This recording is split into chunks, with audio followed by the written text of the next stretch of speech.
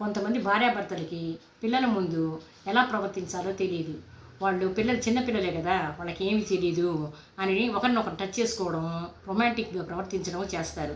కానీ దాని ప్రభావం పిల్లల మీద ఎలా పడుతుందనేది వాళ్ళకి తెలియడం లేదు. చిన్నపిల్లలకి ఏది చూసినా కాపీ కొట్టే స్వభావం ఉంటుంది. ఇలాంటి విషయాలు వాళ్ళు చూసినప్పుడు వాళ్ళు వివిధ రకాలుగా ఆలోచించి వాళ్ళ మనోభావాలు మారి చదువు మీద ధ్యాస తగ్గిపోయే అవకాశం ఉంది.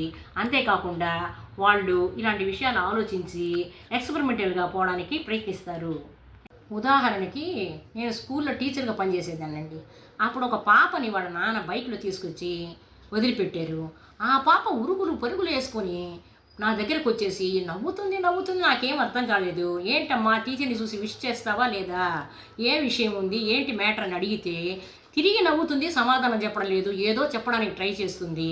ఆ తర్వాత నేను ఏంటమ్మా వచ్చి ఏది జరిగిందో చెప్పు, ఎందుకు భయపడుతున్నావు నవ్వుతున్నావు అని అడిగితే అప్పుడు నా చెవి దగ్గరకు వచ్చేసి ఆ అమ్మాయి ఏం చెప్పిందో తెలుసా, టీచర్ మా మమ్మీని మా డాడీ కిస్ చేశారు అని చెప్పి పగలబడి నవ్వుతుంది పాప. చూడండి, వాళ్ళు చేసిన ఒక చిన్న విషయం ఆ పాప మీద ఎంత ప్రభావం పడిందో. అందుకే పిల్లల ముందు మనం అమ్మా నల్లలాగే కనబడాలి, భార్యాభర్తల్లాగా ఎప్పుడూ వాళ్ళకి చూపించకూడదు. ఈరోజుకి ఇంతేనండి నా వీడియో.